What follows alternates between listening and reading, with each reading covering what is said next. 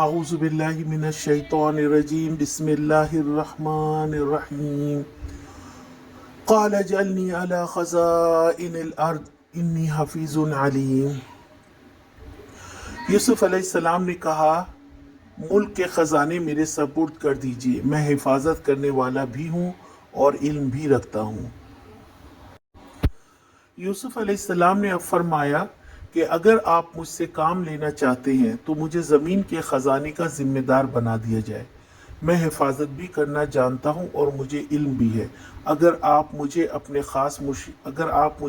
خاص مشیر بنانا چاہتے ہیں تو مجھ سے یہ کام لیں، مجھے اس کا پورا کرنے کا اہل پائیں گے۔ سوچنے کی بات یہ ہے کہ ایک طرف ہمارے نبی صلی اللہ علیہ وسلم نے عہدہ مانگنے اور اپنی تعریف سے بھی منع فرمایا ہے، لیکن یوسف علیہ السلام نے یہ دونوں کام کیا ہے، کیونکہ وہ جان چکے تھے کہ ملک بہت ہی خطرناک صورتحال سے دوچار ہونے والا ہے اور اس مشکل وقت سے نمٹنے کا ہنر ان کو آتا ہے۔ تو جب آپ دیکھیں کہ کوئی بھی مشکل میں ہے اور اس کو آپ کی مدد کی ضرورت ہے تو اس وقت آپ آگے بڑھ کر اس کی مدد کریں۔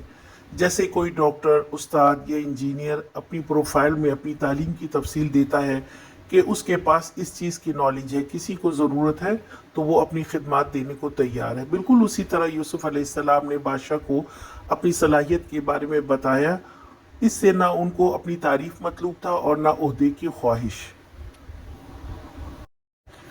آج کا سوال، یوسف علیہ السلام نے کون سا عہدہ مانگا؟